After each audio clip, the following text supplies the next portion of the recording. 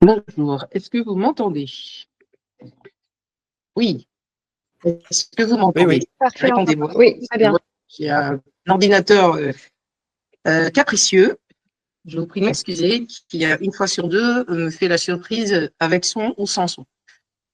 Et je suis obligée de tout replanter pour avoir, et pourtant il est neuf. Donc c'est un petit point technique qui nous échappe. En tout cas, merci de votre patience. Et je vais vous accueillir de nouveau et vous dire ma joie et notre joie de vous recevoir pour cet événement qui est dédié aux filières de reconditionnement de matériaux de construction dans l'Hexagone. Je suis Livia Flavien, je suis chargée de mission bâtiment et économie circulaire à l'association Entreprises et Environnement et en référence sur le projet réemploi des matériaux de construction. C'est aussi une joie de vous voir aussi nombreux, même si tous ne sont pas encore connectés. Je vais co-animer ce webinaire avec Juliette Auvray, qui est responsable économie circulaire nationale chez Agir. Et c'est un webinaire qui se fait grâce au soutien de Valobat, qui est l'éco-organisme en charge de la filière PMCB, produits et matériaux de construction du secteur du bâtiment en Martinique. Nous donnerons la parole à Colline Blaison, qui est la présidente de Cycle Up, pour un retour d'expérience sur leur activité. Et pour mettre les choses dans leur contexte dès le départ, je vais vous dire que c'est le deuxième webinaire de l'année et on en a organisé 5 l'an dernier. La différence entre ceux de l'an dernier et ceux de cette année, c'est que l'an dernier, on a axé sur la sensibilisation, alors que cette année, on va faire un peu de sensibilisation, mais on va surtout essayer d'inspirer.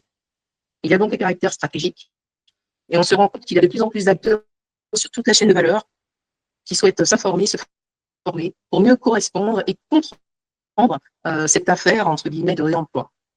Donc, nous sommes évidemment à votre disposition pour avancer dans cette dynamique. Petits ajustements techniques avant de commencer. Je vais vous demander de bien vouloir bien couper vos micros, mais je pense qu'ils le sont, ne pas partager vos écrans, ne pas perturber le déroulement des présentations. Vous allez avoir le support de présentation au terme du webinaire. Vous aurez également un questionnaire de satisfaction qui vous parviendra dans les 15 minutes. On compte aussi sur vos retours, parce que c'est ce qui permet aussi de faire remonter à Valobat la satisfaction, les questions, les besoins du territoire. Donc, c'est aussi un service que vous nous rendez en nous donnant ces retours de questionnaire.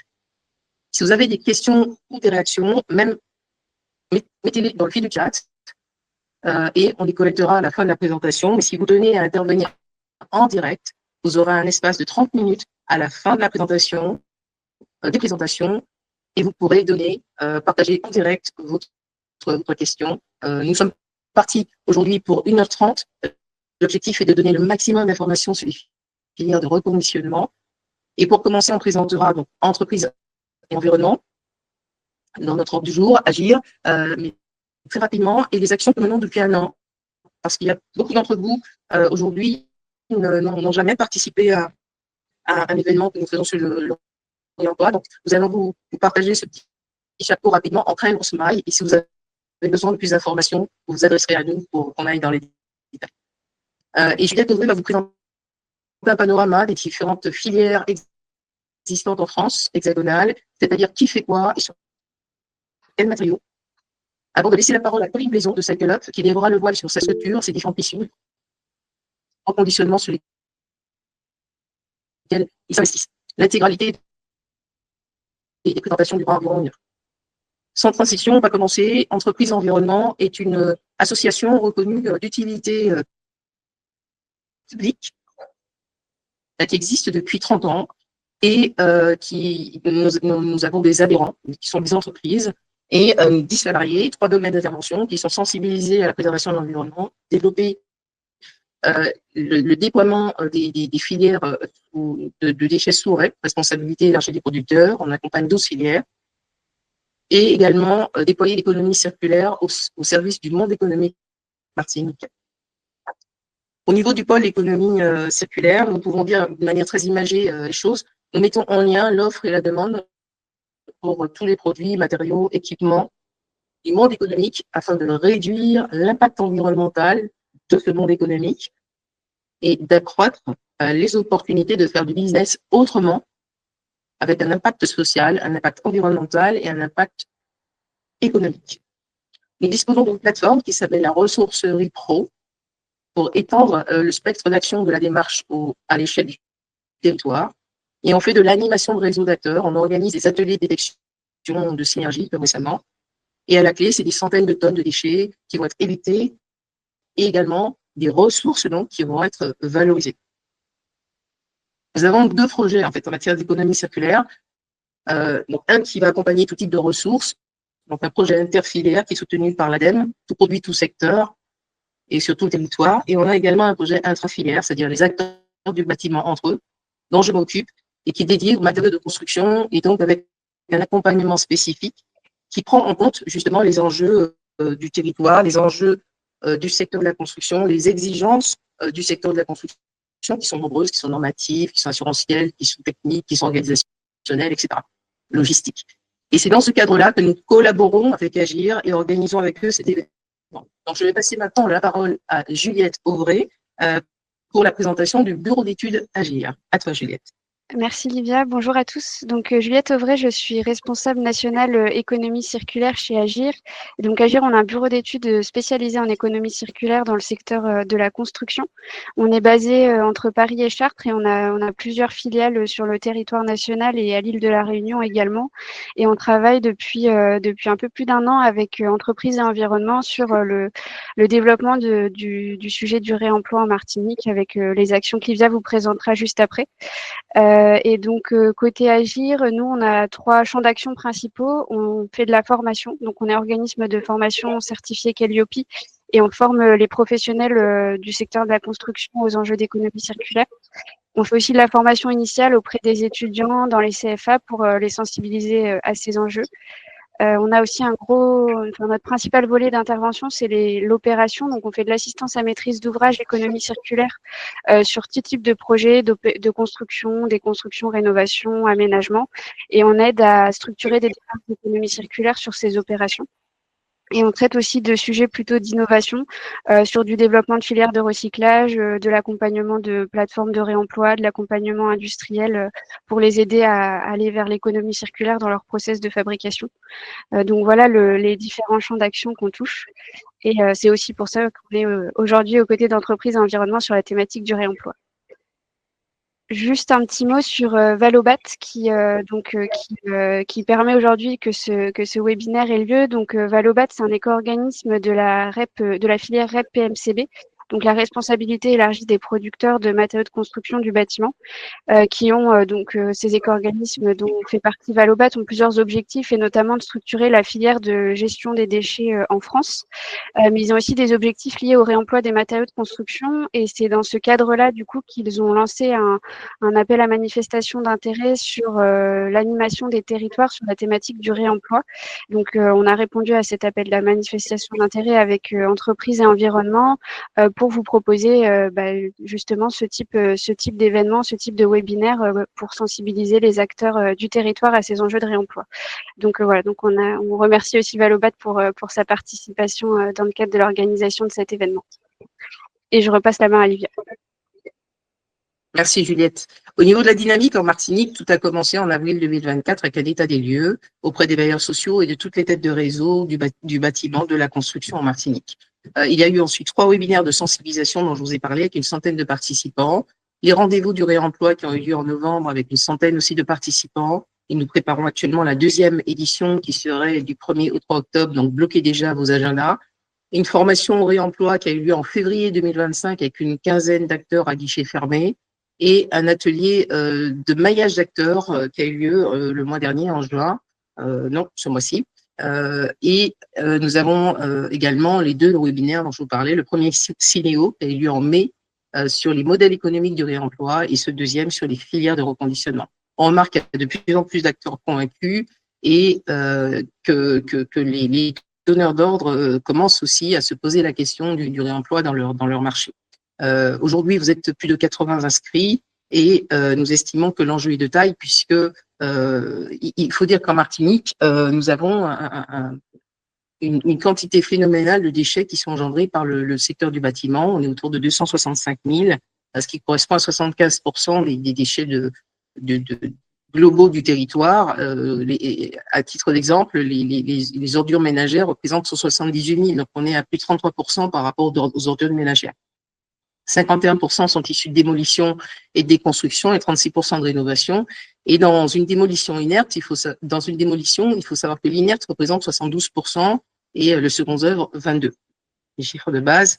Face à cela, pour pallier ce gaspillage sans nom, le Code de l'environnement et le bon sens d'ailleurs recommandent d'appliquer la hiérarchie des modes de traitement. C'est en fait une façon dans le cadre d'une réhabilitation, par exemple, ou d'une déconstruction, on va commencer par envisager les actes métiers en respectant en fait la hiérarchie suivante, qui sont la réduction à la source, c'est-à-dire on va éviter le déchet. On a l'exemple avec l'habitation Rimbaud ou Caïnit à Fort-de-France, on va maintenir une partie de l'ouvrage. Le réemploi, où là on va déposer et on va réemployer sur le même site ou ailleurs le cas des matériaux. C'est souvent dans le cadre de ce mode de traitement qu'intervient le reconditionnement dont on va parler aujourd'hui. La réutilisation, une porte est transformée en table au lieu d'être simplement réemployée en porte. Le recyclage, une porte sera broyée pour produire des copeaux en bois, par exemple. La valorisation énergétique, eh bien, on va brûler pour produire de l'énergie. Donc, on détruit déjà la matière. Et l'élimination, ce sera l'enfouissement, bien souvent. Donc, plus on est en haut de la pyramide que vous voyez à l'écran, et plus l'impact économique, environnemental et social est intéressant. Et moins les process vont requérir des outils de production lourds, et puis on préserve la ressource et donc la durée de vie du matériau. Voilà pourquoi cette dynamique du réemploi a toute sa place et aujourd'hui toute sa légitimité. Dans le contexte martiniquais qui est le nôtre, pour présenter très rapidement les choses, de manière schématique et moins pyramidale, nous pouvons arriver à passer d'une économie qui soit linéaire, créatrice de déchets à tous les coups, c'est vraiment le cas, à une économie circulaire, génératrice de ressources. Donc, il y ait une forme de destruction créatrice de l'économie linéaire par l'économie circulaire, ce qui serait un juste retour des choses. Le schéma de l'économie circulaire que vous voyez aujourd'hui, avec modification de nos modes de fonctionnement, permettent dorénavant de faire coexister les solutions de réemploi, de réparation, de reconditionnement, de réutilisation, les REP, et on pourrait également légitimement intégrer plus d'éco-construction, plus d'éco-conception, plus d'éco-matériaux, plus de matériaux biosourcés, plus de matériaux géosourcés, et réduire en fait la pression exercée sur les ressources. C'est la coexistence de toutes ces solutions qui permettra à un territoire comme le nôtre de trouver un petit peu sa place. Et pour terminer, on va parler de CycleUp, des sanitaires, puisque CycleUp va nous en parler, de son activité de reconditionnement. Et retournons un instant sur cet équipement apparemment si banal qu'est un WC, et CycleUp nous le confirmera certainement dans quelques minutes. Un WC, ça pèse entre 25 et 50 kilos. Donc, imaginez déjà dans un container ce que ça fait. Pour produire un seul WC, il faut 4 matières naturelles, donc du silice, du sable, de l'argile, du kaolin et du chamotte. Donc, on est déjà sur 4 matières extraites naturelles. Il n'y a pas de matière artificielle. Il faut 2390 litres d'eau pour pouvoir produire un seul WC. Il faut chauffer les pièces moulées jusqu'à 1400 degrés au four. Et ça va produire en déchets, en termes de déchets, pour un seul WC, 102 kilos de déchets. Donc, moralité, la fabrication de 5 WC a un impact environnemental aussi important qu'un aller-retour Fort-de-France. Gardez ça à l'esprit quand Colline va vous présenter les solutions qu'elle apporte, et peut-être que ça fera germer aussi chez vous des solutions par rapport aux problématiques qu'on peut avoir dans nos îles, Martinique, Guadeloupe, Guyane, puisqu'il y a parmi nous également des participants des autres DROM. Je vais passer la parole maintenant à Juliette qui va vous présenter le panorama de toutes les filières existantes dans l'Hexagone. À toi, Juliette. Merci. Oui, donc aujourd'hui, on souhaitait faire un focus sur les filières de reconditionnement. Si vous avez suivi le premier webinaire, vous avez vu qu'il y a plusieurs modèles qui existent pour le réemploi. On a donc les filières de reconditionnement, les marketplaces, les plateformes de réemploi qui acceptent différents flux de matériaux sans nécessairement faire du reconditionnement. Et aujourd'hui, on s'intéresse vraiment aux filières qui récupèrent la plupart du temps un ou deux flux de matériaux spécifiques et qui font donc ce qu'on appelle du reconditionnement, c'est-à-dire qu'ils vérifient les performances des matériaux, ils remettent en état, ils reconditionnent avant de remettre le produit de réemploi sur le marché. Et donc ces filières sont vraiment intéressantes puisqu'elles en fait elles permettent de faire passer les matériaux de réemploi par un process industrialisé ou quasiment industrialisé qui permet de garantir que le matériau qui est passé par cette filière a les performances souhaitées et attendues, qu'il a été remis en état quasiment comme du neuf et qui peut donc repartir pour une seconde vie dans un nouveau projet sans poser de difficultés assurantielles spécifiques ou de difficultés techniques associées. Donc nous, c'est un modèle qu'on suit particulièrement chez Agir et pour lequel on est très favorable parce qu'en fait, ça permet de garantir la performance des équipements qui passent dans ces filières. Donc l'idée aujourd'hui, c'était, avant de laisser la parole à Colline qui va vous présenter spécifiquement le modèle de CycleUp, c'était de vous montrer qu'en Hexagone, il existe déjà un certain nombre de filières de reconditionnement. Donc la présentation n'est pas nécessairement exhaustive, mais l'idée, c'est vraiment de vous montrer un panorama de ce qui se fait et donc qui pourrait aussi se développer sur un territoire comme le vôtre. Donc le premier exemple, c'est l'exemple des faux planchers. On a deux acteurs intéressants sur la partie faux plancher. Donc on a Mobius, qui est un acteur qui s'est vraiment spécialisé sur le réemploi des faux planchers, qui propose aussi en complément des missions d'études et d'assistance à maîtrise d'ouvrage. Mais ils se sont concentrés juste sur le matériau faux plancher. Ils récupèrent le gisement, donc ils font un tri à l'entrée si nécessaire, ils le reconditionnent, donc ils peuvent refaire la surface, réaplanir la surface si l'élément est dégradé. Et ensuite, ils regarantissent les performances, ils proposent une fiche technique pour le matériau et c'est ensuite remis en vente sur le marché. Et les personnes qui travaillent sur l'atelier de reconditionnement sont des personnes en insertion. Et une filière un petit peu différente qui fait aussi du reconditionnement de faux planchers, c'est l'industriel Gamma, qui est un industriel qui fabrique en fait des faux planchers. Et depuis peu, il s'est mis sur l'activité reconditionnement de ces faux planchers à lui, donc des faux planchers qui ont eu une première vie dans le bâtiment. Il récupère le gisement, ils le remettent en état si besoin. Il réappose une fiche technique et le matériau repart sur le marché comme neuf. Mais là, c'est un acteur vraiment industriel qui, à la base, est spécialisé dans la production de matériaux neufs, qui s'est aussi intéressé au réemploi des gisements. Donc ça, c'est l'exemple du faux plancher. On a aussi, par exemple, des acteurs qui s'intéressent aux aciers et aux métaux. Donc là, je vous ai mis deux exemples en région PACA et en Occitanie. On a par exemple Style Live qui récupère des éléments de structure, des éléments de bardage par exemple, qui pareil les reconditionne, peut les repeindre, les redimensionner si besoin et les remet sur le marché après les avoir vérifiés et remis en état. Et on a aussi un autre acteur qui s'appelle Metamo, qui de la même manière peut soit simplement reconditionner, repeindre, redimensionner si besoin les éléments, mais peut aussi faire des choses un peu plus créatives, proposer des garde-corps des racks à vélo plutôt, pardon, à partir de garde-corps ou proposer des éléments décoratifs à partir d'éléments de réemploi du bâtiment. Donc lui retravaille un peu plus la matière et peut faire sur mesure et aux besoins du client des éléments reconditionnés à partir de matériaux de réemploi. Un autre exemple, c'est les moquettes. Là, on a deux acteurs, donc un qui est basé en France et l'autre qui est basé en Belgique, mais qui intervient aussi en France. Qui sont spécialisés dans le réemploi des moquettes. Donc eux, la plupart du temps, souhaitent faire eux-mêmes la dépose des moquettes. Donc ils viennent préalablement sur site faire un état des lieux du gisement pour voir l'état des moquettes, s'assurer qu'elles sont facilement déposables parce que c'est un enjeu sur le gisement. Voir le taux de réemploi potentiel. Ils viennent nettoyer la moquette avant de la déposer. Ils la déposent, ils la repalettisent et puis ensuite elle repart sur le marché. Et ils peuvent aussi prendre en charge les moquettes qui ne sont pas réemployables parce que trop dégradées ou parce qu'en trop petite quantité par rapport au coloris.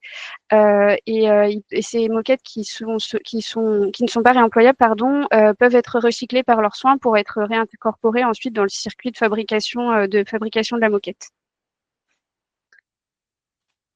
Et un autre exemple là, c'est donc deux acteurs qui sont plutôt sur les équipements électriques, électroniques ou équipements type équipements professionnels type cuisine, laverie, etc. Donc, on a Vesto, qui est un acteur qui s'est vraiment spécialisé dans le réemploi et le reconditionnement des équipements, donc professionnels, donc type les lave-linges, les éléments de cuisine, les fours, les éléments frigorifiques aussi, et donc qui récupère que ces équipements professionnels, qui les reconditionne et qui les remet sur le marché. Et on a aussi Proclu en Île-de-France, qui lui est plutôt sur les équipements électriques et électroniques, notamment tout ce qui est par exemple les luminaires LED, les BAES, qui sont les blocs de sécurité verts lumineux qu'on peut voir dans les équipements.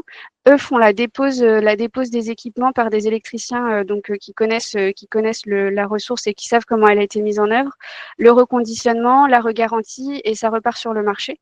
Et donc le modèle de Proclu est aussi assez intéressant parce qu'en fait, donc déjà ils prennent en charge toute la valeur à partir de toute la chaîne de valeur à partir de l'identification du gisement, c'est-à-dire qu'ils interviennent dès l'identification puis la dépose et le reconditionnement.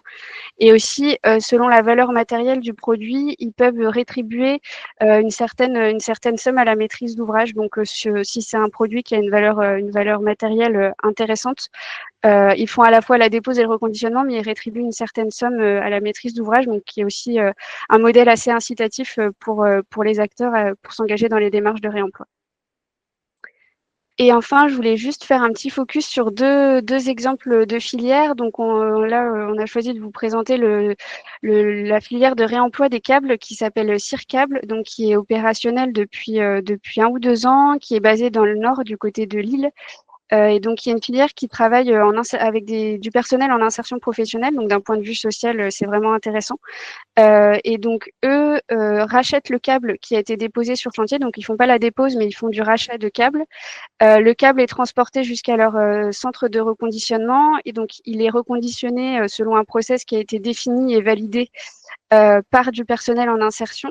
Et ensuite, ils font la revente de ces câbles-là. Et donc, sur le gisement câble en particulier, d'un point de vue environnemental, c'est vraiment très intéressant parce que faire du réemploi, ils estiment que ça fait baisser en moyenne 90% des émissions de CO2 par rapport à de l'achat de neuf en câble. Et donc, vous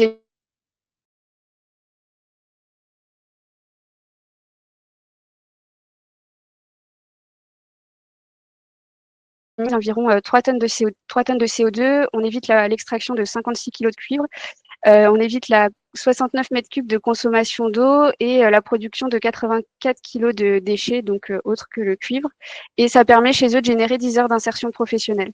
Donc on voit là que la démarche est vraiment intéressante, que ce soit d'un point de vue environnemental ou social.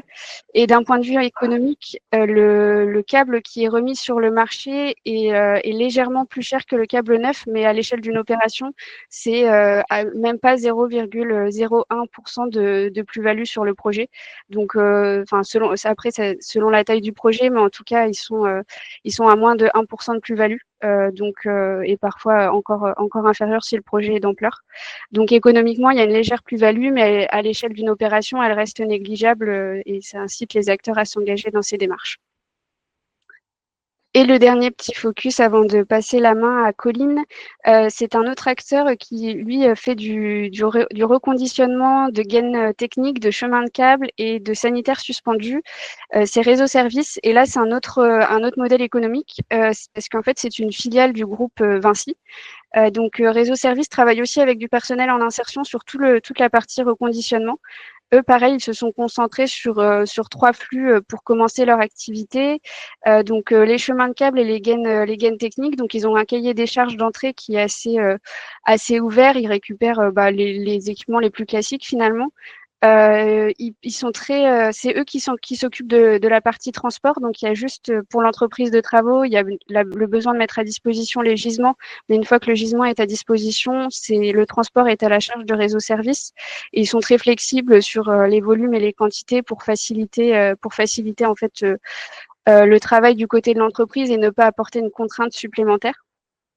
Donc les équipements sont apportés sur leur site qui est en région parisienne. Ils les reconditionnent, donc majoritairement ils recoupent les éléments qui peuvent être tranchants, ils nettoient, ils remettent en état. Et ensuite, c'est pareil, c'est revendu soit aux entreprises du groupe Vinci, mais aussi à l'extérieur. Et donc, je disais juste avant, la partie reconditionnement est fait à 100% en insertion professionnelle.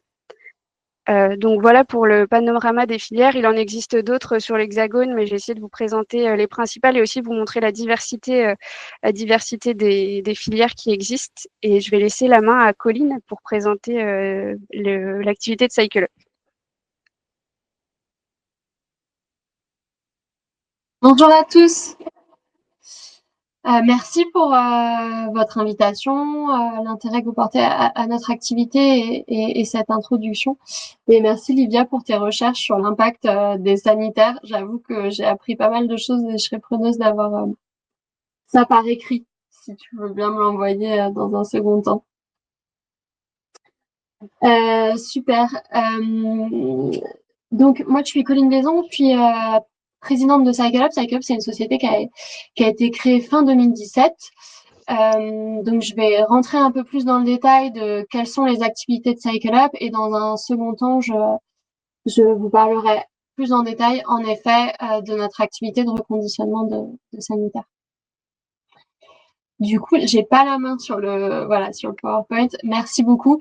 Donc, ce qu'il faut avoir en tête, c'est que en 2017, on parlait absolument pas de réemploi sur les chantiers. Moi, je faisais du conseil en environnement dans l'immobilier durable, donc c'était très bien. Mais en fait, quand on arrivait sur un chantier de rénovation ou de déconstruction, on se rendait compte que il y avait énormément de choses sur le chantier et que le chantier devait démarrer très vite et que malheureusement, c'était plus le moment de faire un inventaire de ce qu'il y avait, de trouver des preneurs ou des solutions de réemploi. Et même dans les démarches environnementales qui existaient, type HQ ou autres, les seuls objectifs sur le sujet, c'était d'atteindre des taux de recyclage et il n'y avait rien pour diminuer à la source et donc promouvoir le réemploi. Ce qu'il faut aussi avoir en tête, c'est que voilà, aujourd'hui, un Français produit environ 10 tonnes de carbone par an, qu'il faudrait arriver à 2 tonnes le plus rapidement possible, et que il y a 75% de l'impact d'un Français qui est lié à quelque chose qu'il ne maîtrise pas, notamment dont la construction fait partie. Donc voilà, le secteur de la construction est très émetteur de carbone et le réemploi est un des leviers, c'est pas le seul. Il y a d'autres leviers comme le biosourcé, par exemple, mais c'est un des leviers qui permet de faire des économies carbone de manière très concrète. Et en plus de ça, évidemment, de créer des emplois parce que à la différence des matériaux, pour le coup, si on reconditionne des matériaux de construction, on va le faire localement. Et ça, c'est quand même très important parce qu'aujourd'hui, il y a beaucoup de matériaux neufs qui sont pas forcément produits en France et qui sont aussi importés et qui viennent de l'étranger. Donc, il y a la valeur sociale qui est à avoir en tête. Je veux bien que tu avances, s'il te plaît. Merci. Alors, nos activités actuelles, on est une trentaine de personnes aujourd'hui avec une vingtaine de personnes sur la partie conseil et études. Donc, on accompagne à la fois les maîtrises d'ouvrage, les maîtrises d'œuvre et les entreprises pour intégrer des démarches de réemploi. On fait de la formation aussi depuis assez longtemps, 2019-2020. On a développé des outils digitaux qui permettent de faciliter les échanges. On a notamment une marketplace, je vous en parlerai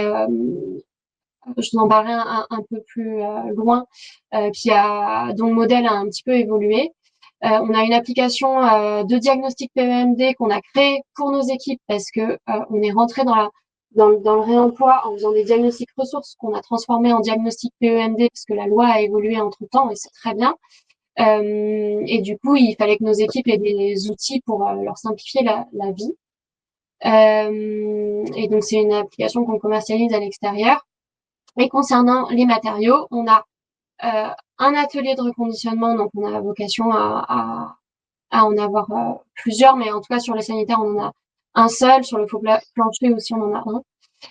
Et on fait de l'accompagnement commercial, notamment pour la recherche de matériaux reconditionner pour des maîtres d'ouvrage, entreprises qui voudraient les remettre en œuvre. Donc voilà un peu le panorama de nos activités aujourd'hui. Et je vais rentrer un peu plus dans le détail, notamment de notre histoire. Donc on a commencé à travailler sur Cycle Up en 2016, on va dire fin 2017, la société a été créée. On a créé cet outil qu'on appelle Marketplace, qui est un site internet qui a vocation à mettre en relation les acteurs qui ont des ressources et ceux qu'on cherche. Donc ça vise essentiellement, enfin ça visait, je vous expliquerai, je parle un peu au passé, mais ça visait les professionnels de la construction. Et l'idée, c'était de se dire, OK, avant le curage ou avant la déconstruction de mon bâtiment, je fais un inventaire, je mets en ligne des annonces, je trouve des preneurs avant que le chantier démarre et je dépose ce qui a trouvé preneur et je l'envoie sur le futur projet. Donc, pour que ça fonctionne en flux tendu.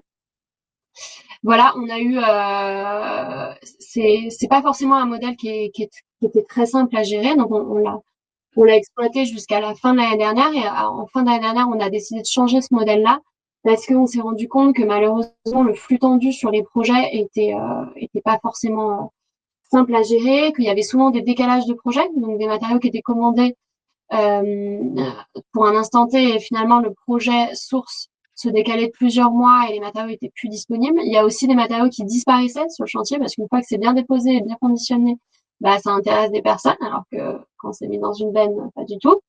Et il y avait des matériaux aussi qui pouvaient être abîmés à la dépose. Donc ça, c'est un premier niveau de contrainte. Et le deuxième niveau de contrainte, c'est que on s'est rendu compte que nos clients, qui sont essentiellement, enfin nos acheteurs de matériaux reconditionnés, sont essentiellement des entreprises de la construction, donc moyennes et grosses entreprises, et que c'est pas des acheteurs qui achètent sur une marketplace, qui achètent via des accords cadres, via des marchés qu'ils ont ou leur propre plateforme. Donc et c'est aussi un outil qui nous coûtait très cher en gestion et sur lequel il n'y avait pas, on n'arrivait pas à trouver d'équation économique. Donc on a revu ça en fin d'année dernière et notre site internet existe toujours et aujourd'hui on propose des matériaux reconditionnés, les nôtres mais pas que. Tous les matériaux que je vous ai présenté tout à l'heure sont des matériaux qui peuvent être proposés chez nous. Donc, on a un partenariat avec ProPlus, avec Vesto, avec les Composil et Orac qui font de la moquette. Et donc, ils vendent sur notre plateforme. Et nous, quand on fournit des matériaux à une entreprise qui nous sollicite, on peut aussi vendre leurs matériaux. Et en parallèle, on leur fournit des matériaux bruts à reconditionner, puisqu'on, grâce à l'équipe conseil et études, on a une vision sur pas mal de projets. Et du coup, on les contacte dès qu'on a des matériaux à leur fournir. Et ça, vous verrez que l'approvisionnement et en gisement à reconditionner est aussi un gros enjeu. Donc voilà pour l'histoire de notre site internet. Je vous invite à aller dessus, vous y verrez plus clair. Très vite, on a développé des missions de conseil, donc bureau d'études, AMO, réemploi, à l'échelle du bâtiment, et maintenant c'est de plus en plus à l'échelle du patrimoine et du territoire, où on accompagne les aménageurs avec des études de flux, de métabolisme urbain, pour pouvoir identifier les flux qui peuvent aller d'un site à un autre sur 10-15 ans, et identifier aussi des sites de stockage en vue du reconditionnement notamment. Donc ça, c'est sur la partie conseil. On a développé Diagit assez rapidement. Maintenant, c'est un outil qui intègre le PEMD. Et on a ouvert en 2021 notre premier site de stockage à Saint-Ouen. Donc, c'était en partenariat avec un déconstructeur. C'était une bonne expérience. Ça devait durer moins d'1 an. Ça a duré finalement 2-3 ans. C'était sur un lieu d'occupation temporaire qui nous avait été mis à disposition par un aménageur. Et en fait, on s'est rendu compte qu'il y avait peu de plus-value à faire simplement du stockage, que notre plus-value, on la trouvait à faire du reconditionnement et à fournir des matériaux prêts au réemploi aux entreprises, parce que c'était ça dont les entreprises avaient besoin. Et donc aujourd'hui, on se concentre à fond sur le reconditionnement des matériaux, parce que si on veut changer la donne dans le bâtiment, il faut faciliter les choses et il faut rentrer dans un processus d'achat qui soit un processus d'achat classique pour les entreprises, avec les mêmes garanties que pour un matériau neuf. Donc c'est pour ça qu'on se concentre à fond là-dessus maintenant, tout en gardant notre base de conseils et d'études pour accompagner l'ensemble des acteurs et faire changer les pratiques. Voilà. Et en plus, on a développé CycleFlow l'année dernière, qui est une application de gestion des flux à l'échelle d'un patrimoine pour une foncière, par exemple, qui permet de mieux gérer ses ressources. Voilà. On peut avancer un peu plus sur le conseil et les études. Alors, nous, on va travailler donc sur plusieurs typologies de projets. On va travailler en priorité sur ce qu'on appelle le réemploi in situ, c'est-à-dire j'ai un projet de rénovation ou de déconstruction ou rénovation. Je vais réfléchir à comment faire pour conserver au maximum ou alors déposer, reconditionner et remettre en œuvre. Donc ça, c'est un travail à faire avec les architectes. Et tout part évidemment du diagnostic ressources ou PEMD qu'on va mener en amont. Ensuite, dans un second temps, ce qui est pas réemployable in situ, on va réfléchir pour trouver des repreneurs à l'extérieur. Donc, ça peut être par exemple les filières qui vous ont été présentées tout à l'heure. Et nous, on va organiser la dépose avec les clauses de dépose à mettre dans les marchés de curage des constructions. On va prendre contact avec les repreneurs et faire la gestion et le suivi et le bilan. Et dans un troisième temps, on travaille de plus en plus sur l'approvisionnement extérieur. Donc ça, c'est quelque chose qu'on peut faire à la fois en rénovation et à la fois en construction neuve. C'est-à-dire qu'au lieu de prescrire automatiquement un matériau neuf, on va prescrire un matériau de réemploi.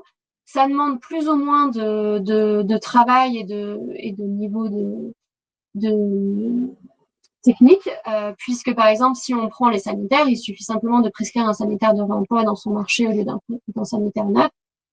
Si on prescrit, par exemple, des éléments métalliques pour une structure métallique, là, il va falloir faire des tests avec pour que le produit réponde bien aux besoins futurs.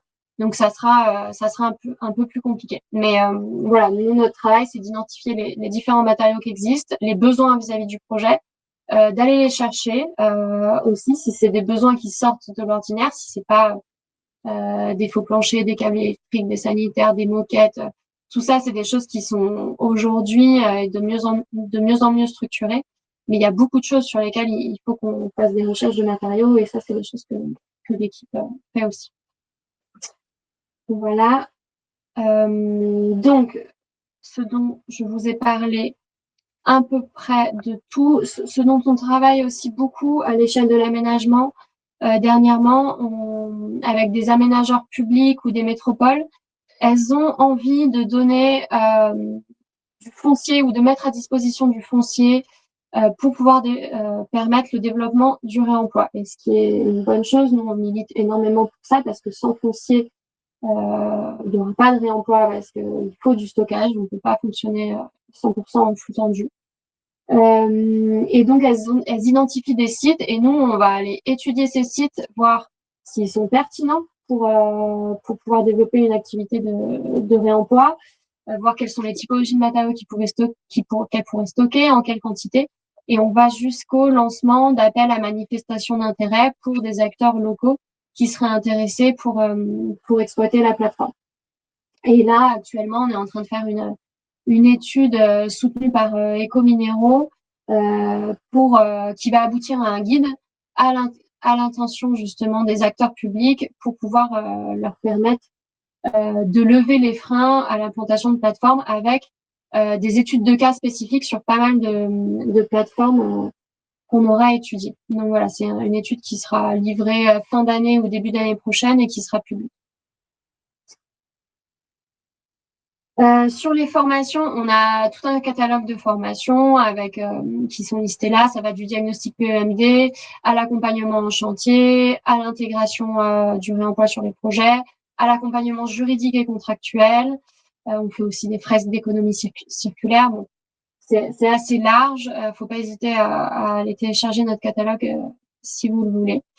Et on est aussi certifié Calliope. Sur les outils digitaux, je voulais vous faire un zoom sur Diagit, qui est quand même un outil qui nous facilite la tâche au quotidien et qui nous fait gagner du temps. C'est un outil qui est téléchargeable. Il y a une version gratuite sur les Google Play ou l'Apple Store, donc n'hésitez pas. Ça vous permet de faire un inventaire et ça va jusqu'à l'émission du rapport PEMD, d'un catalogue de ressources et surtout du CERFA que vous pourrez derrière charger directement sur le site du CSTEB pour ceux qui connaissent. Voilà, donc ça répond à la réglementation tout en facilitant la vie. Et la marketplace reconditionnée. Donc là, je vous en ai déjà pas mal parlé, mais il y a tous les matériaux qui sont reconditionnés soit par nous, soit par d'autres acteurs avec des garanties. Ça, c'est l'intérêt de la marketplace, c'est-à-dire que si ça passe par cette marketplace, on a une garantie produit, des annonces qui sont vérifiées, une traçabilité, des impacts carbone aussi qui sont évalués et vérifiés par un tiers. Voilà, bon, ça c'était pour l'introduction générale de CycleUp. Donc là, je vais vous faire un zoom sur le site de reconditionnement. On reconditionne aussi les dalles de faux plancher techniques, mais ça, c'est quelque chose qui fonctionne depuis plusieurs années. Il y a en effet d'autres acteurs comme Mobius ou Gamma, qui est un industriel qui s'y est mis. Donc, les industriels commencent à faire du réemploi. C'est une bonne nouvelle parce que jusqu'à maintenant, ils boudaient un peu le sujet sur leurs propres matériaux, mais ça chamboule un peu milieu, le milieu quand même pour des acteurs comme nous, il faut qu'on s'adapte. Donc voilà, et donc on va démarrer sur la partie céramique. Donc céramique, nous on a commencé on a ouvert notre site en 2023. C'est un site qu'on a ouvert en partenariat avec une entreprise qui fait des travaux, notamment auprès des bailleurs sociaux, qui s'appelle Acorus, et qui du coup fait pas mal de travaux de rénovation thermique et de rénovation de logement, donc qui change les équipements techniques, notamment dans les salles de bain. Donc, Acorus nous permet d'avoir accès à du gisement à reconditionner, mais aussi, eux, ils sont très moteurs auprès de leur maître d'ouvrage et de leurs clients en disant, bah, nous, au lieu de vous mettre du neuf, on peut vous mettre du réemploi de très bonne qualité et ça fera diminuer vos impacts carbone. Donc ça, c'est super d'avoir un partenaire comme ça avec nous. Et donc, on a développé avec eux ce process de reconditionnement. Sur la photo du bas à droite, vous voyez qu'il y a 2 lignes de reconditionnement. Aujourd'hui, on en a 3. Donc, ça passe dans plusieurs bacs pour être complètement nettoyé. En 2024, on a produit 3000 pièces en tout, avec des WC sur pied, des lavabos sur colonne et des WC suspendus. Et sur 2025, on vise d'en produire 7000 pièces. Donc voilà, sur le même site pour le moment, mais là, l'actualité récente, c'est qu'on va déménager d'ici la fin de l'année sur un site qui nous permettra de produire plus et qui sera plus confortable pour les équipes. Ce que je peux vous dire, donc là, vous avez quelques photos. Donc ça, à gauche, c'est quand on reçoit les éléments. Donc c'est plus ou moins bien conditionné. Et là, je vous montrerai tout à l'heure, on a des guides de conditionnement parce que le conditionnement, c'est hyper important pour pas que ça s'abîme, notamment dans le transport, et pour que nous, on reçoive des pièces qui soient de bonne qualité. En haut, au milieu, vous avez les pièces qui sont déballées, mais encore à reconditionner avec de la colle ou un peu de placo sur les lavabos qui sont fixés au mur. Et puis en bas et à droite, vous avez les éléments qui sortent du reconditionnement et qui sont vraiment comme neufs. Voilà. Un point important avant que je passe au process, c'est que aujourd'hui, on souffre surtout des difficultés d'accès au gisement. Et ça, c'était pas forcément quelque chose auquel on s'attendait. Mais mine de rien, il y a un gros travail à faire auprès à la fois des déconstructeurs ou des cureurs qui vont démonter et qui doivent conditionner d'une certaine manière et surtout démonter d'une certaine manière pour que les matériaux soient bien déposés.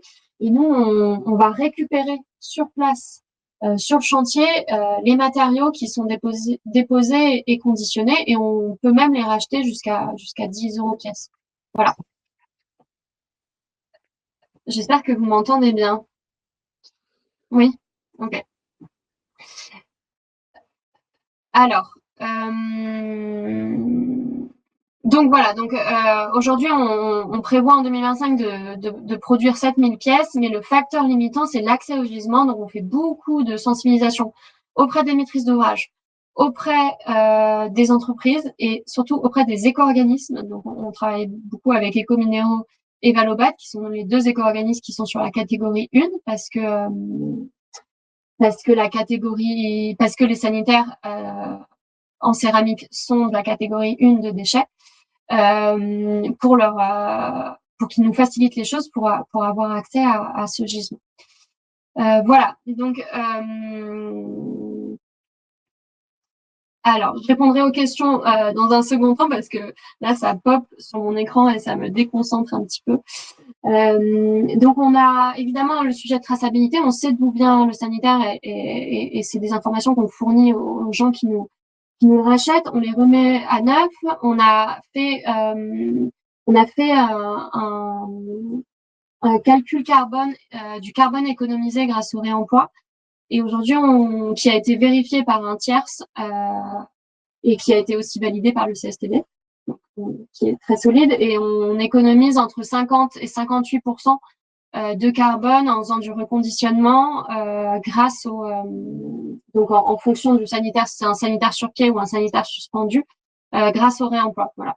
L'impact carbone résiduel vient principalement du transport, parce qu'il faut que les gisements viennent sur notre site et repartent. Donc, voilà.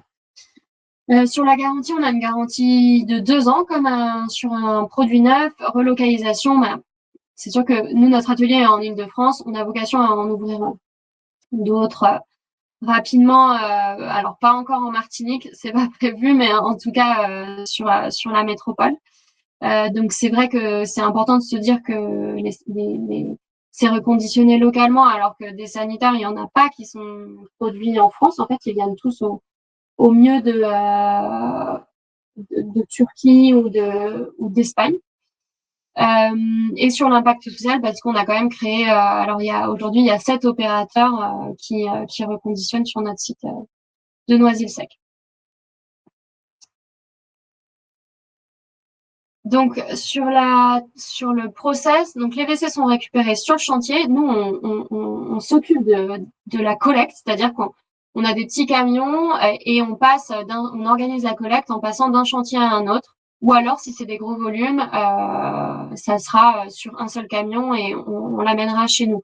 Mais en tout cas, il est hors de question que le WC soit mis dans une benne avant de nous l'envoyer. C'est-à-dire que à partir du moment où il est mis dans une benne, il est abîmé et du coup, le reconditionnement pourra pas se faire. Arrivés sur site, ils sont contrôlés, triés et les matériaux ébréchés ou fêlés sont écartés. Nous, on vise une non-qualité à hauteur de 10%. Aujourd'hui, on aussi, on diminue cette non-qualité à réception tous les mois, mais on est toujours entre, on va dire, 20 et 10%. Mais c'est vrai que dès qu'on met dans un bac un sanitaire qui est finalement un petit peu abîmé, on perd du temps. Donc c'est important pour nous que le tri soit fait sur chantier et dans un second temps à l'arrivée du matériau. Après, il faut savoir qu'il y a des défauts qu'on ne voit qu'une fois le matériau nettoyé et reconditionné. Donc, il y aura toujours des non-qualités. Et puis, les céramiques sont nettoyées et détartrées dans différents bains de trempage. Donc, ça prend 24 heures en tout entre les différents bains pour nettoyer un céramique. Alors, toutes les pièces d'usure, notamment la chasse d'eau et l'abattant, sont des pièces neuves parce que c'est des choses qui ont tendance à s'abîmer et à se détériorer et sur lesquelles on n'avait pas du tout envie d'avoir de difficultés. Donc, on commande des pièces neuves et on les installe. Les produits seront conditionnés. Il y a des contrôles qualité matériaux et aussi chasse d'eau sur les pièces qu'on commande en neuf qui sont faits avant l'expédition, parce qu'on a déjà eu des mauvaises surprises de pièces neuves qui fonctionnaient pas, donc on vérifie tout. Et il y a évidemment service client qui accompagne tout le process et notamment qui répond aux questions techniques que peuvent avoir les clients ou les entreprises. Voilà pour le process. Sur les éléments qu'on reconditionne, donc on reconditionne les WC sur pied, les WC suspendus. Alors les WC sur pied ont beaucoup de succès, notamment auprès des bailleurs sociaux. Donc voilà, on aimerait bien développer un peu plus les WC suspendus auprès des promoteurs ou des foncières parce que ça s'implante surtout dans le bureau ou les logements neufs. Parce que c'est plus facile aussi pour nous de trouver le gisement des WC suspendus. On a les lavabos et les colonnes de lavabo qui sont aussi très prisés des bailleurs sociaux. Les receveurs de douche extra plats, je ne vous cache pas qu'on en récupère quand même assez peu parce que ça reste des matériaux qui sont plutôt récents et modernes. Les urinoirs, qu'on reconditionne aussi sans problème, mais il n'y a pas beaucoup de demandes sur le sujet. Le lave-main droit d'angle et le vidoir. Donc le vidoir, il y a beaucoup de demandes parce que c'est un produit qui se voit pas, évidemment, qui est caché. Donc, il n'y a jamais de problème pour les archis ou les maîtrises d'ouvrage pour mettre en œuvre ça dans leur projet. On va intervenir de 3 manières différentes. Soit nous, on récupère, donc évidemment en don, c'est idéal, mais sinon à l'achat les matériaux bruts, donc auprès de n'importe quel maître d'ouvrage ou n'importe quel déconstructeur. Voilà, soit on fait une prestation de reconditionnement, c'est-à-dire un maître d'ouvrage se dit bon bah moi je veux récupérer ces mêmes éléments-là pour mon projet, donc on lui assure de récupérer, de reconditionner et de lui fournir au moment où il en a besoin. Ou alors c'est simplement une demande de fourniture de matériaux reconditionnés. Et donc c'est pour ça qu'on a besoin d'acheter des matériaux bruts sur d'autres projets pour pouvoir les reconditionner et les fournir à un autre maître d'ouvrage. Donc voilà les 3 axes, sachant que par exemple pour le faux plancher technique, nous on fait pas d'achat d'un côté et de fourniture de l'autre, on fera que du reconditionnement. Donc il y a eu un petit problème de mise en page sur cette slide, désolée, mais ce qui est important à avoir en tête, c'est qu'il y a quand même besoin d'être présent à chaque étape pour repérer les gisements, pour avoir des photos, pour négocier avec les entreprises sur OK, j'ai 60 logements qui vont être curés.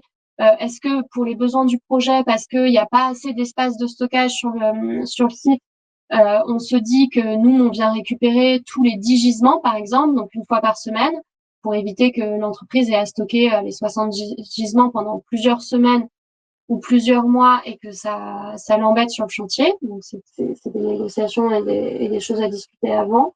Il y a une réunion de lancement avant travaux pour bien cadrer notamment ces choses-là. On suit les premières déposes pour être sûr que ça se passe bien. On vérifie le conditionnement avant l'enlèvement aussi pour pas avoir de problème de matériaux qui s'abîment. Et on effectue un bilan et un retour d'expérience aussi. Voilà, donc on peut regrouper les enlèvements des commandes et mettre en place des tournées de récupération ou de livraison en fonction de la contrainte de projet. Il y a des critères d'acceptabilité qui ont été mis en place parce que malheureusement, si on récupère des matériaux abîmés, nous on va les mettre en benne et c'est gênant parce qu'on paye quand même le transport et ça fait du carbone en plus émis. Donc par exemple, les sanitaires qui n'ont pas de trous d'abattant, ils sont assez rares, mais ça existe, on les prend pas parce qu'on n'arrivera pas à les revendre. Quand c'est cassé, quand on a un réservoir en plastique, il y a certains sanitaires encore comme ça. Quand il y a du tressaillage, donc c'est quand la céramique est abîmée. Quand le receveur est non plat, parce que c'est des choses pour lesquelles on n'arrive pas à retrouver des preneurs. Quand il y a des fissures, des traces noires ou des rayures, donc il y a évidemment des traces, heureusement, qui se nettoient. Mais il y en a d'autres qui ne partent pas, donc celle-ci en l'occurrence ne part pas. Les lavabos sur équerre. Alors je sais pas exactement pourquoi, j'ai pas la réponse technique, mais on les prend pas. Et la céramique colorée. Alors peut-être que la céramique colorée reviendra à la mode ou il y a peut-être des archis qui seront un peu sensibles, mais il y a tellement peu de demandes sur ces céramiques-là qu'on préfère ne pas les prendre. Ce qu'on fournit pour aider tout le monde. Donc, c'est évidemment ce que je viens de vous présenter, mais aussi une attestation de réemploi, parce que c'est souvent des choses que nous demandent les clients et les entreprises. Des préconisations de conditionnement, alors ça, c'est évidemment dans notre intérêt pour qu'on les récupère en bon état.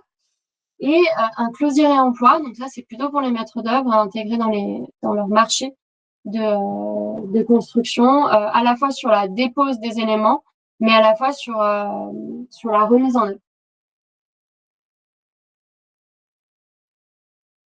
On fournit aussi une notice de maintenance, donc en fonction de la typologie de produit. Donc ça c'est comme pour un matériau neuf. Une notice de pose, pareil, et une fiche technique que vous avez tout à droite avec le calcul de l'économie carbone notamment et avec des informations diverses. L'idée, c'est vraiment de s'aligner sur le modèle du neuf et d'être aussi qualitatif, et notamment sur le côté administratif et documentaire. Ah bah voilà, j'ai terminé.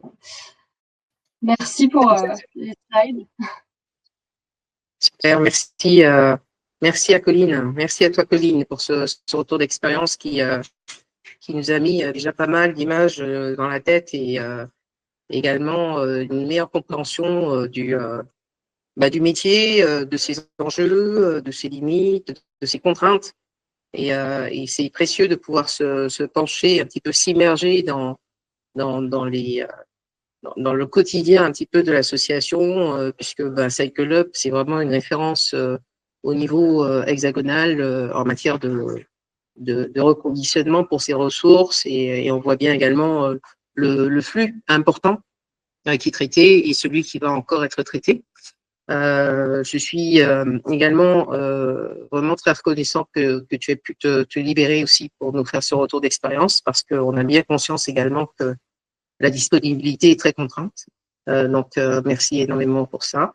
Je pense que nos auditeurs ont dû certainement beaucoup apprécier, et nous espérons évidemment que vous allez pouvoir maintenant profiter de ce temps de questions-réponses pour interroger à la fois Colline, mais aussi éventuellement Juliette par rapport aux points qu'elle a pu aborder, ou moi éventuellement, évidemment, sur ces points-là. Donc, la parole est à vous. Vous pouvez soit mettre les questions dans le chat ou lever la main et on vous passera la parole pour les poser. Colline fera de son mieux. S'il y a des questions qui sont peut-être un peu trop confidentielles par rapport au métier, elle n'hésitera pas à vous dire que, voilà, à vous le faire savoir.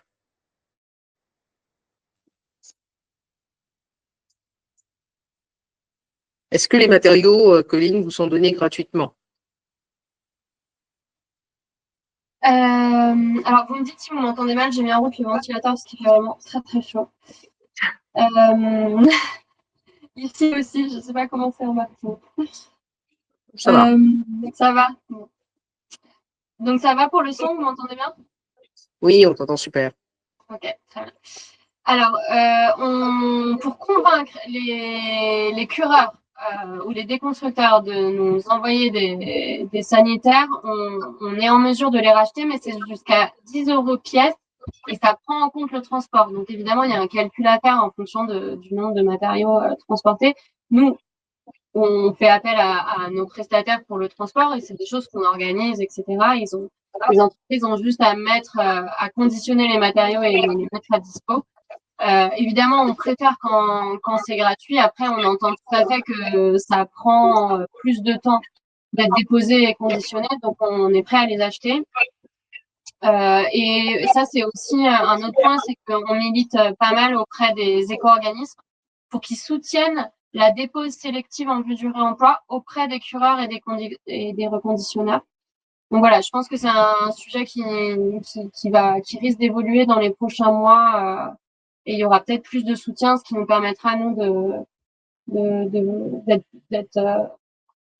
soit de garder ce niveau de rachat, mais en tout cas de pas avoir à l'augmenter parce que la rentabilité économique est pas forcément évidente à trouver.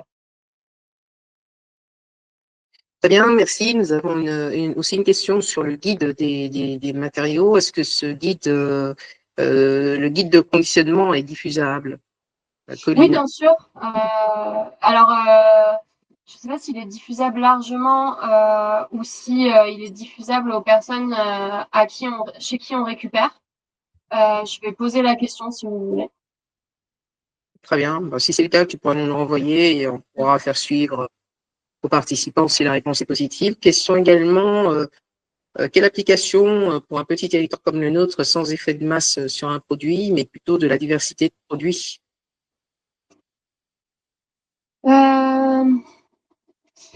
Je pense qu'il faudrait étudier, faudrait faire une étude. Alors, je ne sais pas qui pourrait mener ça sur votre territoire, mais des flux. Est-ce que les sanitaires représentent dans 5 à 10 ans, est-ce qu'il y a beaucoup de matériaux qui sont issus des projets de curage ou de déconstruction pour voir si vraiment quels sont les volumes? Parce que nous, là, quand je vous annonce qu'on va traiter 7000 pièces, c'est rien par rapport au nombre de sanitaires qui sont mis en œuvre chaque année. Alors, j'ai plus le chiffre en tête, mais on est à plusieurs dizaines, voire centaines de sanitaires qui sont mis en œuvre. Donc, déjà, d'avoir une vision un peu globale à l'échelle de votre territoire sur les produits qui vont être issus des curages ou des déconstructions dans les 10 années à venir, les typologies, ça vous permet d'identifier si c'est pertinent de se lancer dans le reconditionnement d'équipements sanitaires, par exemple, parce que il y aura ou non assez de gisements. Voilà. Nous, c'est vrai qu'on s'est concentré sur certains matériaux parce qu'on vise des entreprises de construction et qui demandent le même niveau de qualité que pour des matériaux neufs. Mais si on avait décidé de viser peut-être les particuliers qui font de l'autoconstruction et qui sont plus, on va dire, dans l'acceptation de matériaux qui n'ont pas les mêmes garanties de produits, on aurait pu se permettre d'être plus multimatériaux. Voilà. Et notre vision, c'est de faire en sorte que les matériaux soient prêts au réemploi. Donc, on préfère prêts au réemploi pour les entreprises pour pouvoir toucher à grande échelle la construction. Donc, on a préféré se concentrer sur des matériaux, mais on a vocation à toucher d'autres matériaux dans le futur aussi. Je ne suis pas sûre de répondre complètement à votre question. Désolée. Bah, je ne sais pas exactement si. Peut-être que Juliette pourrait apporter un complément sur. Je pense que Colline a apporté la bonne réponse, c'est qu'il faut déjà faire une étude du territoire et des flux qui vont être générés. Et ces infos-là, vous pouvez notamment les trouver sur la base des données des permis de construire valant démolition ou rénovation. On a accès facilement à en fait tous les projets qui vont avoir lieu dans les prochaines années sur la base des permis qui ont été déposés. Puis sur éventuellement en regardant les projets de renouvellement urbain du territoire, ça peut aussi donner des indications. Donc, je pense cette étude préalable est importante. Et ensuite, peut-être que pour un acteur qui souhaiterait se lancer dans une démarche de réemploi sur votre territoire, effectivement, c'est peut-être pas juste se spécialiser sur un seul flux, mais peut-être en avoir 3 principaux qui sont bien maîtrisés, avec un process de reconditionnement qui est pas trop complexe, et se concentrer sur 3 flux principaux et pas un seul. Oui, et on voit également que dans le cas de cette club et dans beaucoup de cas d'ailleurs, il y a non seulement une activité de reconditionnement ou de transformation ou de préparation, mais à côté de ça en plus une activité support, accompagnement, maîtrise d'ouvrage ou autre. Donc, en fait, il n'y a pas qu'un métier souvent derrière ces activités-là. Nous avons également une question sur le champ. Est-ce que l'accompagnement sur les possibilités de circularisation de ressources, est-ce que vous intégrez dedans les démarches SDI, schéma directeur immobilier? Et si oui, quelle articulation?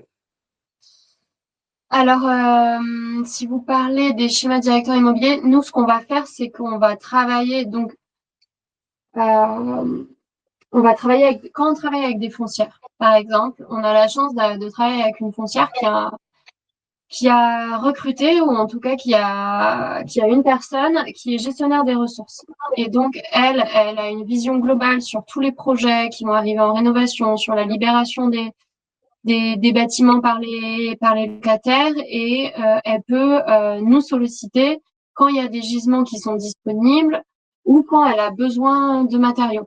Donc, en fait, à chaque fois, on identifie dans les différents cas les différentes stratégies et process à mettre en place. Et donc, c'est notamment ce qu'on fait grâce à notre application Cycleflow, qui traite à l'échelle d'un parc immobilier. Après, dans un autre genre, on travaille sur des schémas directeurs à l'échelle d'une opération, sur une ZAC, où il y a des déconstructions qui sont faites, il y a des rénovations qui sont faites, il y a des déconstructions neuves qui sont faites dans un temps donné de 10 à 15 ans, voire plus. Et du coup, on arrive à identifier, en fonction des plannings, les matériaux qui vont être disponibles et les projets qui vont pouvoir accepter ces matériaux. Et donc, on a plusieurs projets comme ça. On en a plusieurs en Île-de-France, on en a aussi à Rennes, où en fait, on va faire cette étude de schéma directeur, et ensuite on va rédiger les fiches de lot des constructeurs, et les constructeurs auront pour contrainte d'utiliser les matériaux qui seront disponibles.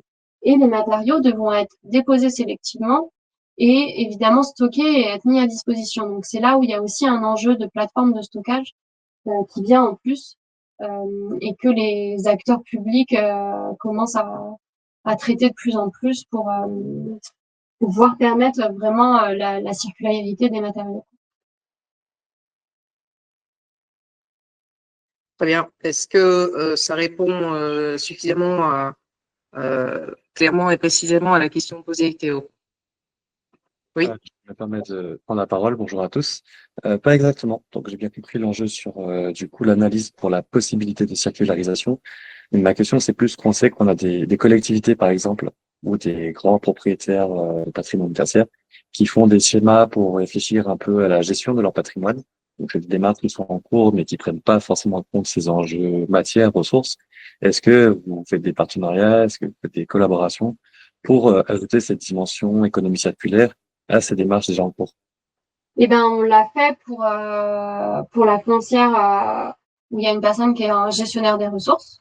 Mais on est assez peu sollicité sur ces sujets-là, mais c'est quelque chose qui nous intéresse énormément, et qu'on serait évidemment tout à fait à même de faire. Et je pense qu'en effet, c'est primordial pour une foncière ou un propriétaire d'avoir une vision aussi de la gestion de ses ressources. Et c'est peut-être quelque chose qui sera aussi obligatoire dans le cadre de la CSRD, qui sont des nouvelles réglementations à l'échelle européenne pour les gros propriétaires. Donc voilà, on est très peu là-dessus pour le moment, mais j'espère que ça viendra. D'accord, très clair, merci. Et ça rejoint ma vision. Super. Merci. Quel est le motif principal de curage de matériaux dans un bâtiment? Alors, je suis pas sûre de bien comprendre la question. C'est pourquoi est-ce qu'on cure? Le curage, c'est pourquoi est-ce qu'on rénove? Souvent, c'est parce que il y a un gros besoin de rénover. Hein. Les logements sociaux, c'est pas du luxe. Souvent, quand on arrive au stade de rénovation, pour autant, il y a quand même quelques matériaux comme les sanitaires qui sont parfois récupérables et reconditionnables. Il y a aussi d'autres matériaux, hein, souvent dans les logements sociaux, qui peuvent être intéressants. Et puis par contre, dans le tertiaire, alors un peu moins aujourd'hui à cause de la crise dans le bâtiment, mais il y a eu quand même, on va dire ces 10-20 dernières années, des rénovations tous les 5 ans, à chaque changement de locataire. C'était quand même une aberration parce qu'on était sur des bâtiments qui étaient quand même en bon état. Mais pour autant, parce qu'il faut mettre au goût du jour, parce qu'il faut absolument retrouver un locataire, et ben il y a des rénovations qui ont lieu. Donc c'est pour ça que on cure.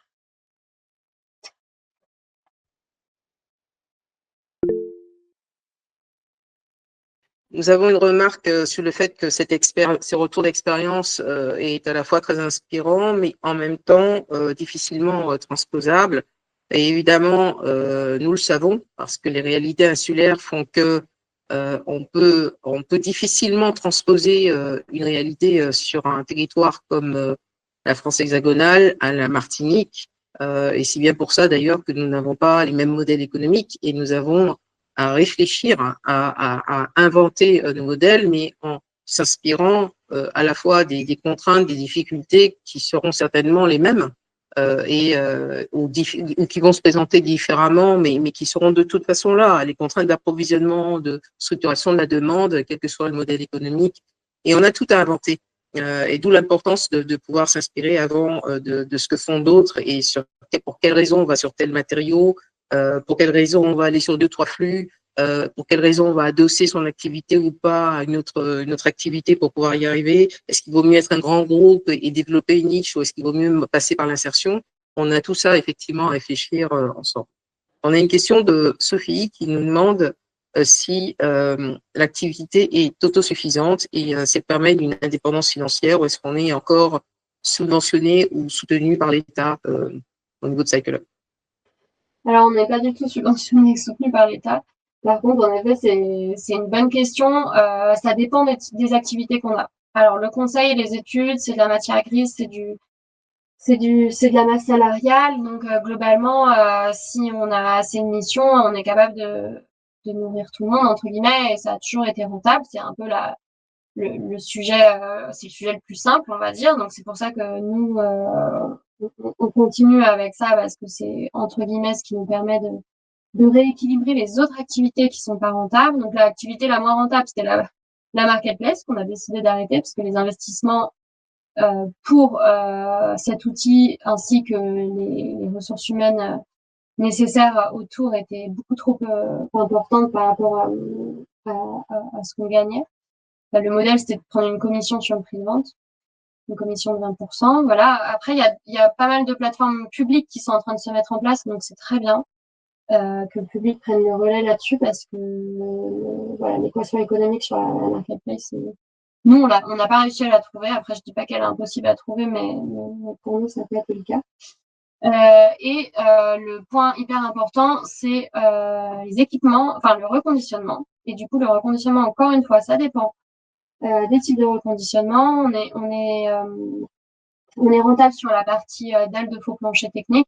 On n'est pas encore rentable sur les sanitaires. Donc ça, c'est un travail du quotidien. Donc c'est notamment pour ça qu'on déménage, c'est notamment pour ça qu'on a envie de produire plus, de revoir nos process. Et aujourd'hui, si on n'est pas subventionné par l'État, on est quand même soutenu par des actionnaires depuis le début.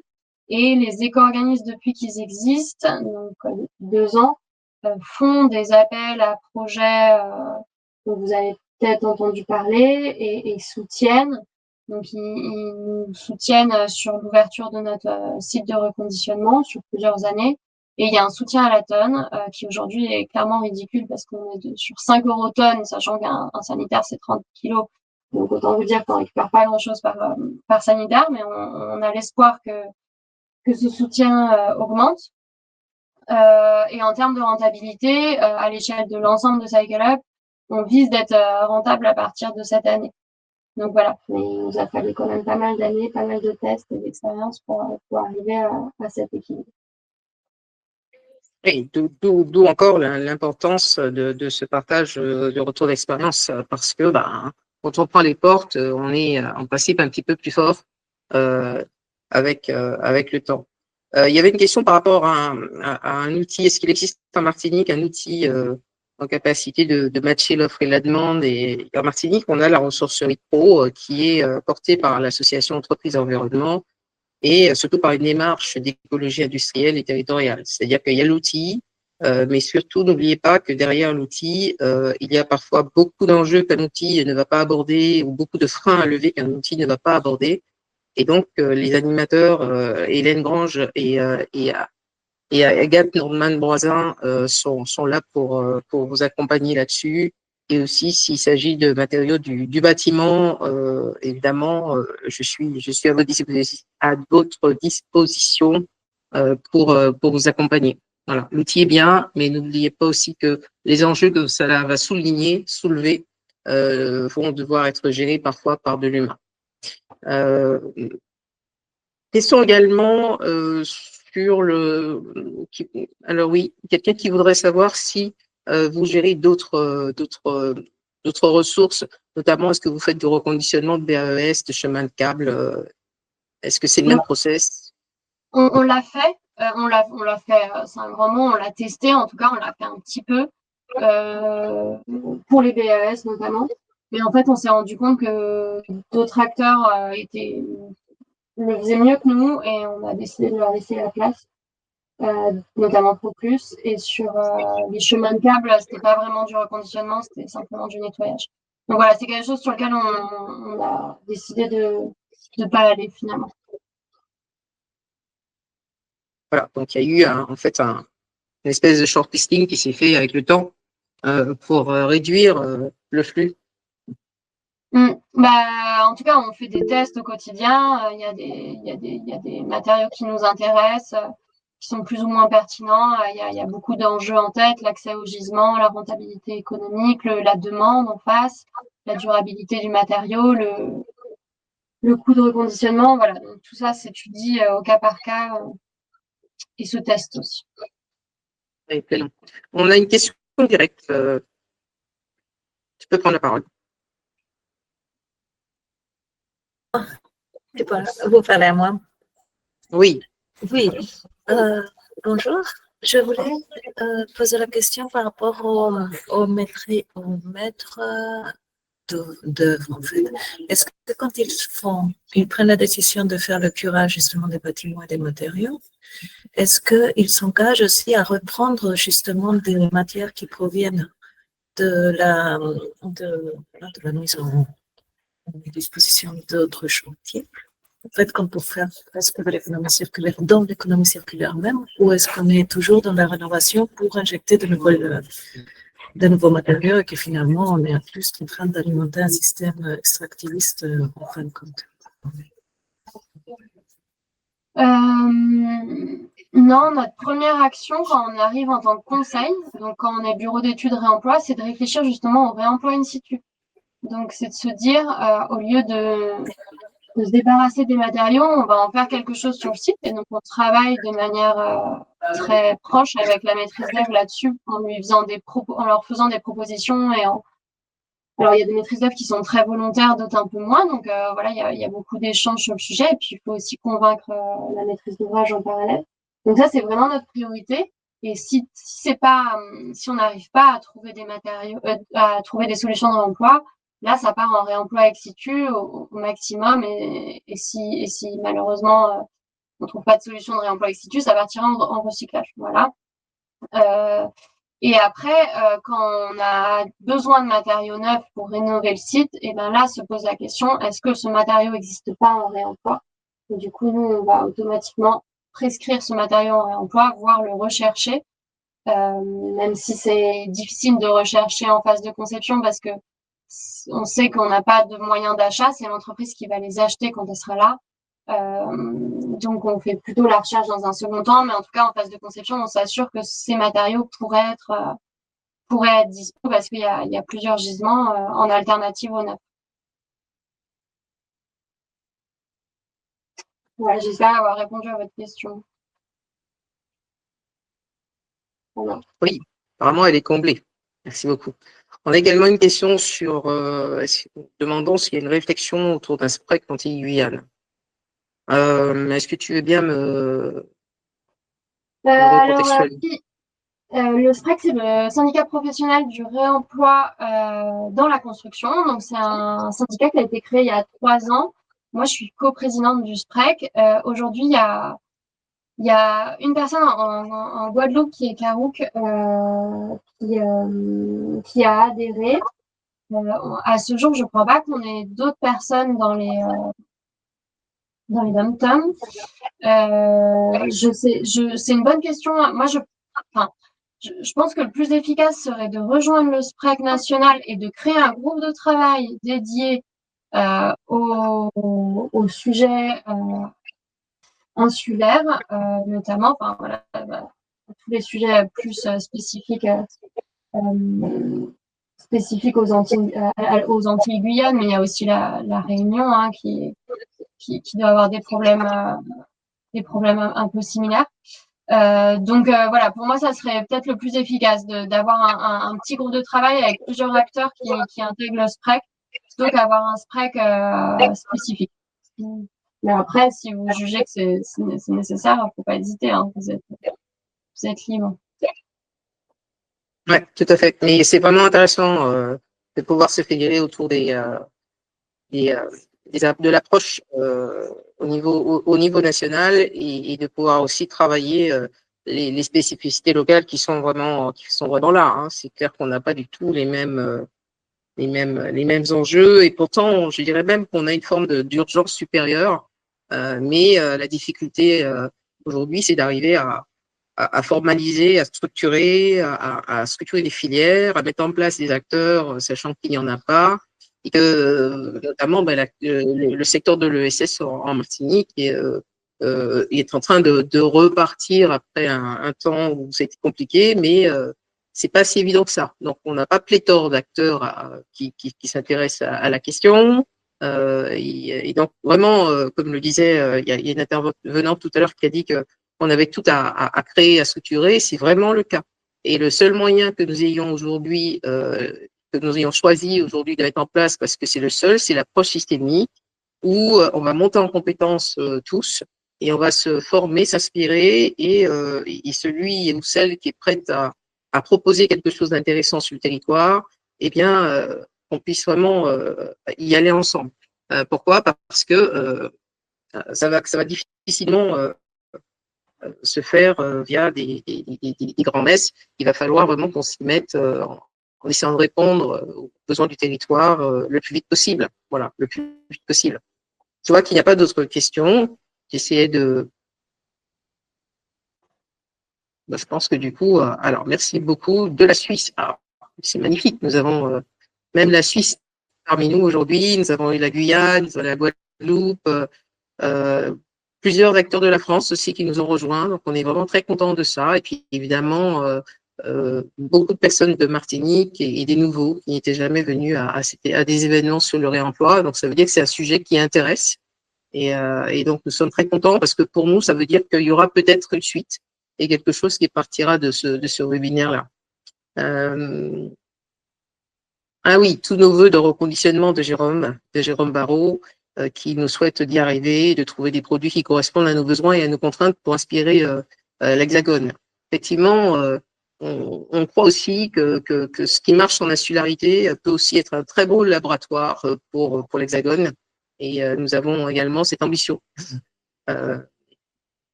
Avec la copie de la présentation, oui, bien sûr, vous allez tous recevoir la copie de la présentation. Une version rediffusion avec les commentaires oraux. En principe, le webinaire inclura les questions-réponses qui auront été faites durant la fin. Voilà. Il est 10h30. Nous avons tout à fait tenu notre timing. Et je veux vraiment vous remercier pour la confiance que vous nous faites en participant à des événements sur cette thématique qui est vraiment disruptive et donc nouvelle. Je veux en particulier faire un remerciement très appuyé à Colline Bézon pour cette présentation qui est inspirante, pour l'effort qu'elle a fait de donner le plus d'informations possible pour nous aider à structurer notre pensée, notre réflexion et à l'adapter à notre territoire. Merci à Balobat qui nous a permis d'organiser ce temps fort. Merci à Juliette Auvray qui nous a vraiment apporté un panorama d'informations qui permet d'élargir le spectre et la vision que nous pourrions avoir sur les matériaux réemployables. Et à Aurélie aussi qui est dans l'ombre et qui assure la partie technique et qui aussi à agir. Merci à tous les participants. Je tiens à saluer tous les participants en Martinique et ailleurs. Merci de nous avoir fait la joie d'être des nôtres. Notre prochain événement, ce sera les rendez-vous du réemploi du 1er au 3 octobre prochain. Donc 3 jours qui sont dédiés au réemploi pour et avec les acteurs du bâtiment. On aura une focale qui est complètement différente pour ceux qui ont participé. Il y avait une centaine de participants en 2024. Si vous y avez participé, vous pourrez continuer et venir parce qu'il y aura une focale différente. Il n'y aura pas de redite en soi par rapport à l'an dernier. vous pourrez poursuivre votre formation puisque nous aurons une approche avec des retours d'expérience, avec des pitchs, avec des partages d'informations, avec des colloques très précis faits par des avocats spécialisés. D'ailleurs, vous me permettrez aussi une petite annonce concernant le nerf de la guerre. Nous cherchons des sponsors et des mécènes justement pour organiser cet événement. Donc, s'il y en a parmi vous ou si vous en connaissez, contactez-moi.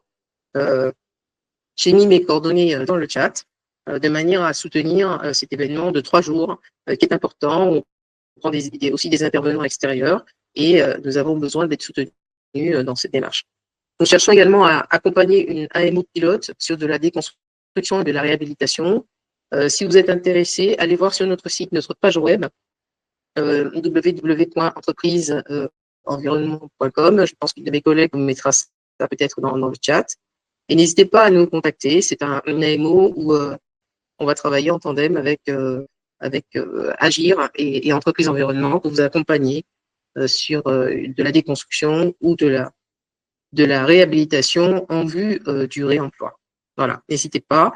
Un grand merci encore pour ces échanges. J'espère que ce webinaire a été inspirant pour vous et je vous donne rendez-vous au rendez-vous du réemploi. Merci beaucoup à tous et merci à Colline encore. Merci beaucoup pour l'invitation et pour les échanges. Merci. C'était une joie. Bonne journée. Bonne journée. Bonne journée. Merci, au revoir. Au revoir. Est-ce que quelqu'un peut mettre le lien d'entreprise environnement dans le chat?